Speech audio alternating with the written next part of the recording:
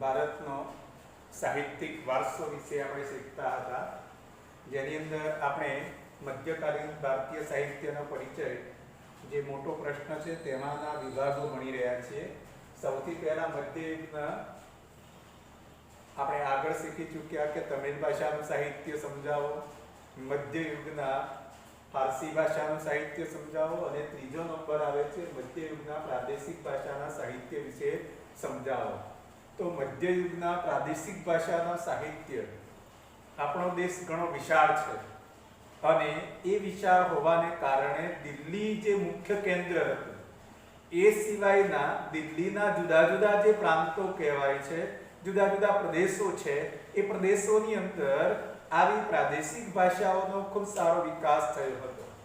આ સમયગાળા દરમિયાન આપણે બધા જાણીએ છીએ કે હિન્દી ભાષા એ સંસ્કૃતની પુત્રી સમાન છે અને એ હિન્દી ભાષાની અંદર નાની મોટી 17 બોલીઓ બોલાતી હતી જુદા જુદા પ્રદેશોમાં. ધારો કે બંગાળમાં બંગાળી બોલાય છે, બિહારમાં બિહારી બોલાય છે, કાશ્મીરમાં કાશ્મીરી બોલાય છે, પંજાબમાં પંજાબી બોલાય છે, ગુજરાતમાં ગુજરાતી બોલાય છે, મહારાષ્ટ્રમાં મરાઠી બોલાય છે, ઓરિસ્સામાં ઉડિયા બોલાય છે. આ બધી હિન્દીની 17 બોલીઓ છે અને એ 17 બોલીઓમાં જે દિલ્હી મુખ્ય કેન્દ્ર છે તેના જુદા જુદા પ્રદેશોમાં જુદી જુદી ભાષાઓએ પોતાના પ્રાદેશિક સાહિત્યને વેગ આપ્યો હતો. એ સમયગાળા દરમિયાન બંગાળ, ગુજરાત અને અન્ય રાજ્યોના જે સુલતાનો કહેવાય છે, આમ તો મુખ્ય દિલ્હી સલ્તનત સમયનું રાજધાની કહેવાય અને એના જુદા જુદા જે પ્રદેશો છે એ રાજ્યોના સુલતાનો એમણે સ્થાનિક ભાષાઓ અને સાહિત્યને એમણે શું આપ્યું હતું? રાજ્યાશ્રય આપ્યો, પ્રોત્સાહન આપ્યું હતું. એમાં સૌથી પહેલા આવે છે કબીરનું નામ આવે છે. કબીર એ ભક્તિ માર્ગના અનેક સંત કવિઓએ લોક ભાષામાં ઉપદેશ આપેલો છે. આવા કબીર જેવા અનેક સંતો થઈ ગયા છે. કબીર છે, રહીમ છે, તુલસીદાસ છે, આ બધા જે સંત કવિઓ થઈ ગયા છે એમણે પોતાની લોક ભાષામાં જ ઉપદેશ આપ્યો છે, નહીં કે સંસ્કૃત ભાષામાં. એમાંય કબીરની સદ્દુકડી જે ભાષા છે એની અંદર લખાયેલા દોહા લોક સાહિત્યનું અંગ બની ગયા. આજે પણ આ જે કબીરના દોહા છે એ ખૂબ જાણીતા છે. પથ્થર પૂજે જો હરી મિલે, પથ્થર પૂજે જો હરી મિલે, તો મેં પૂજું પહાડ, તાથે એક ચપકી ભલી પીસ આપે સંસાર. આ કબીરના જે દોહા છે અને એ કબીરના દોહામાં સ્પષ્ટ કહ્યું છે કે ભારતીય સમાજની અંદર જે પાખંડ હતું, ધર્મની અંદર ધતિંગ ચાલતા હોય છે, ધર્મની અંદર જે આપણે કહીએ છીએ લોકોને ભરમાવાની વાતો હોય છે, તેનો ખુલ્લેઆમ કબીરે પોતાના દોહામાં વિરોધ કર્યો હતો. અને એ એમ કે છે મૂર્તિ પૂજાનો વિરોધ કરતા હતા. તમે આગળ નામ સાંભળ્યું હશે કે ભારતના સામાજિક સુધારક તરીકે સ્વામી દયાનંદ સરસ્વતીએ પણ મૂર્તિ પૂજાનો સખત વિરોધ કર્યો હતો. કારણ કે એ બતાવે છે એની આ પંક્તિની અંદર, પથ્થર પૂજે જો હરી મિલે, પથ્થર પૂજવાથી જો હરી મળતા હોય તો હું એક આખો પથ્થરોનો બનેલો પહાડને પૂજી લઉં. આ બધું કરવા કરતા તો આપણે એની પૂજા કરવી જોઈએ કે જે આપણને ઉપયોગી છે. તાતે એ ચક્કી ભલી, એટલે કે આપણે કહીએ ને ઘંટુડો, પ્રાચીન સમયની અંદર આ ઘંટુડો આપણને ઘઉં હોય તો એમાંથી લોટ તૈયાર કરીને આપે. એ પથ્થર જે છે એ ઉપયોગી છે, એની પૂજા થવી જોઈએ કારણ કે એ આપણને ઉપયોગી છે. પીસ આપે સંસાર, એટલે કે આપણું જીવન ચલાવે છે એ ખોરાક તૈયાર કરીને એનો હિસ્સો છે, એની પૂજા થવી જોઈએ. આપણે ખોટી મંદિરની અંદર મૂર્તિઓ જે બનાવીને ખોટી પૂજા કરીએ છીએ, એવું કબીરે પોતાના આ દોહાની અંદર બતાવ્યું છે. એ સમયની અંદર ભોજપુરી ભાષા અને અવધી હિન્દી ભાષાની મુખ્ય બોલીઓ હતી. આમ તો આગળ તમે ભણી ચૂક્યા છો કે હિન્દી ભાષાની અંદર આગળ અવધી ભાષા છે, એ સિવાય આપણે કહીએ છીએ કે ગુજરાતી ભાષા હતી, રાજસ્થાની ભાષા હતી, એવી રીતે ભોજપુરી અને અવધી હિન્દી ભાષાની મુખ્ય બોલીઓ છે. અને એ અવધી ભાષામાં મલિક મોહમ્મદ જાયસીએ પદ્માવત નામનો ગ્રંથ લખ્યો છે, મહાકાવ્ય લખ્યું છે. એ પદ્માવત ઉપરથી જ પદ્માવતી ફિલ્મ બની છે. કોણે લખ્યું છે? મલિક મોહમ્મદ જાયસીએ પદ્માવત નામનું મહાકાવ્ય લખ્યું. સંત તુલસીદાસે ભગવાન શ્રી રામના જીવન ઉપર રામચરિતમાનસ લખ્યું, જે રામાયણ જેવો જ મહત્વપૂર્ણ ગ્રંથ કહેવામાં આવે છે. સૂફી સંત શેખ બુરહાન જે છે, એ શેખ બુરહાનના શિષ્ય કુતુબને મૃગાવતી નામનો ગ્રંથ લખ્યો. આમ અવધી ભાષામાં 3 ગ્રંથો લખાયા. એ પછી જો બંગાળના સુલતાનો, એટલે કે બંગાળમાં જે શાસન કરતા રાજાઓ છે, એમણે પ્રોત્સાહન આપ્યું. જે કવિઓ હોય, સાહિત્યકારો હોય, એમને પ્રોત્સાહન આપ્યું અને એના કારણે બંગાળમાં કૃતિવાસે રામાયણ ગ્રંથ લખી નાખ્યો. તો રામાયણ ગઈ વખતે મેં કહ્યું હતું કે 3 વખત લખાયેલું છે. વાલ્મીકીએ સંસ્કૃત ભાષામાં રામાયણની રચના કરી. આગળ તમે ભણી ચૂક્યા કે કવિ નૃપતુંગે કન્નડ ભાષામાં રામાયણની રચના કરી. અને અહીંયા કવિ આપણે કહીએ છીએ કે કૃતિવાસે બંગાળી ભાષામાં રામાયણની રચના કરી. કવિ ચંડીદાસે સેંકડો ગીતો લખ્યા. એ જ રીતે બંગાળમાં સંત ચૈતન્ય મહાપ્રભુની શરૂઆત થઈ ભક્તિ ગીતો લખવાની. એટલે ભક્તિ ગીતોની શરૂઆત બંગાળી ભાષામાં બંગાળા પ્રાંતમાં શરૂ થઈ હતી. એમણે ચૈતન્ય મહાપ્રભુએ જે આપણા ભક્તિ ગીતો છે, એ ભક્તિ ગીતો લખ્યા હતા. અને ત્યાર પછી એ પરંપરા આપણા ગુજરાત સુધી આવી ગઈ. ગુજરાતમાં નરસિંહ મહેતાએ ભક્તિ ગીતો ગુજરાતી ભાષામાં લખ્યા. જ્યારે આપણો પ્રાંત જે છે, એ પ્રાંત જે મહારાષ્ટ્ર કહેવાય છે, અને મહારાષ્ટ્રની અંદર નામદેવ અને એકનાથ આ બંને પણ ભક્તિ ગીતો જે છે, એ ભક્તિ ગીતો લખ્યા હતા. આ ભક્તિ ગીતો લખવાની પરંપરા જે છે, એ પરંપરા ભારતની અંદર જે શાસક હતા, સલ્તનત કાળના જે શાસકો એ સમયમાં હતી. કાશ્મીરમાં જૈનુલ અબીદીન એમના આશ્રય મહાભારત, રામાયણ, રાજતરંગીણી આવા અનેક સંસ્કૃત ગ્રંથોનો ફારસી ભાષામાં શું કરવામાં આવ્યો છે? અનુવાદ કરવામાં આવ્યો. એટલે દુનિયાના જુદા જુદા જે ગ્રંથો છે, એ ગ્રંથો દરેક ભાષાઓમાં એનો શું થાય છે? અનુવાદ થાય છે. અને એ અનુવાદ ટ્રાન્સલેશન થાય છે. એ ટ્રાન્સલેશનને કારણે જ આપણા દેશની અંદર આ રામાયણ કે મહાભારતમાં શું લખેલું છે, એ કેમ અગત્યનો ગ્રંથ છે, ભારતીય સાહિત્યની અંદર એ સૌથી મહત્વનું મોટું કાવ્ય છે કેમ કહી શકીએ? તો એ ગ્રંથો વિદેશી ભાષાઓની અંદર ટ્રાન્સલેશન થયું. અહીંયા પણ ફારસી ભાષામાં આ મહાભારત અને રાજતરંગીણી જે ભારતનો સૌપ્રથમ શું કહેવામાં આવે છે? તો કે ઐતિહાસિક ગ્રંથ છે. એ ઐતિહાસિક ગ્રંથનું શું કરવામાં આવ્યું? અનુવાદ કરવામાં આવ્યું. તો આ પહેલો પ્રશ્ન. ચાલો વિદ્યાર્થી મિત્રો, આપણે આગળ જોવાના છે મધ્યયુગના મુઘલકાલીન સાહિત્યનો પરિચય આપો. તો આપણે આગળ જે શીખ્યા છે તે પ્રાદેશિક ભાષા હતી. દિલ્હી મુખ્ય કેન્દ્ર અને એનું અન્ય પ્રાંતોની સાહિત્યની વાત હતી. હવે આ દિલ્હી કેન્દ્રમાં જેટલા પણ મુઘલ શાસકો, સલ્તનત કાળ પૂરો થયો, હવે મુઘલ કાળ શરૂ થયો.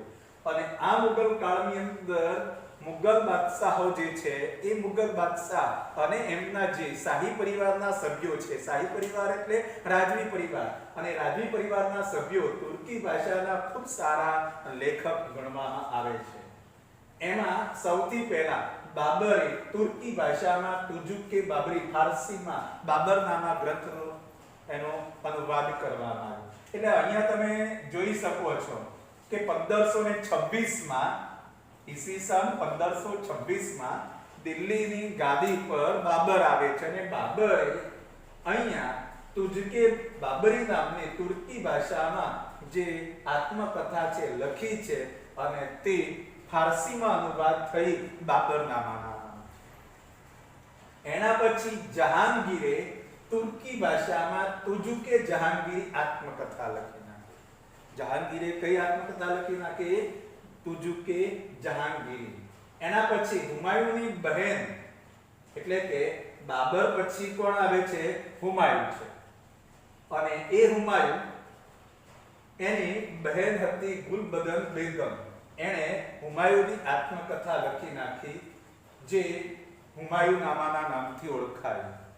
હવે અહીંયા તમે જહાંગીર છે સલીમ તરીકે જાણીતો જે શાસક છે જહાંગીર છે એ જહાંગીરે પણ આ રીતે તુજકે જહાંગીરી લખેલું છે. એના પછી હુમાયુન પછી અકબર આવે છે, પણ આપણે ઔરંગઝેબની વાત લખવાના છે કે બાદશાહ ઔરંગઝેબ એ સિદ્ધ હસ્ત લેખક હતો. ઔરંગઝેબ પછી કોણ આવે? અરે હુમાયુન પછી કોણ આવે છે? અકબર આવે છે. પણ આપણે વચ્ચે, કારણ કે અકબરનું સાહિત્ય કલા વધારે છે એટલે આપણે છેલ્લે લઈએ છીએ. નાની અમથી વાત છે એટલે આપણે એને પહેલા લઈએ છીએ. બાદશાહ ઔરંગઝેબ સિદ્ધ હસ્ત લેખક હતો અને તે ચુસ્ત મુસ્લિમ હતો. ઇસ્લામ ધર્મનું ચુસ્ત રીતે પાલન કરનાર હતો. આ જે શાસક છે એણે હિન્દુ પ્રજાને ખૂબ રંજાડી હતી. એકલા ઔરંગઝેબે ભારતની અંદર જે છત્રપતિ શિવાજી હતા એ છત્રપતિ શિવાજીને હરાવવા માટે એમણે પોતાની રાજધાની દિલ્હીથી દૌલતાબાદ સુધી ખસેડી હતી.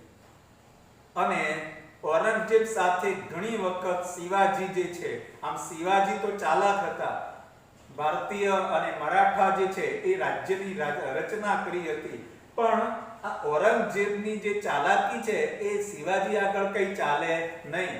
તમે નામ સાંભળ્યું હશે કે ઔરંગઝેબે જયપુરના રાજા જયસિંહ સાથે પણ સંધિ કરી અને એને મિત્રતા કરાવીને આપણા શિવાજીને મારવાના ઘણા પ્રયત્નો કર્યા. એણે અફજલ જે કહેવાય છે એ અફજલ બાદશાહ અફજલ શાહ છે એ અફજલ શાહને એણે મોકલી અને શિવાજીને મારવાનો પ્રયત્ન કર્યો, પણ તેમને પણ વાઘનખથી મારી નાખ્યા હતા. આવી ઇતિહાસ આખો તમે ઘણી બધી માહિતી શીખેલા છો. એટલે ઔરંગઝેબ આપણા હિન્દુ સાહિત્ય કે હિન્દુ ધર્મ માટે રંજાડ કરનાર એક શાસક કહી શકાય છે. આપણા 1857 ની અંદર બહાદુર શાહ જફર થઈ ગયા અને એ બહાદુર શાહ જફર એ ઉર્દુ કવિ હતા. હવે ચાલો અકબરની વિગતે વાત કરીએ કે અકબર એ જે મુગલ શાસકો થઈ ગયા તેની અંદર એક શ્રેષ્ઠ શાસક તરીકે આપણે એને ગણના કરી શકીએ. અને અકબર પછી શાહજહાં પણ શ્રેષ્ઠ શાસક કહી શકાય છે.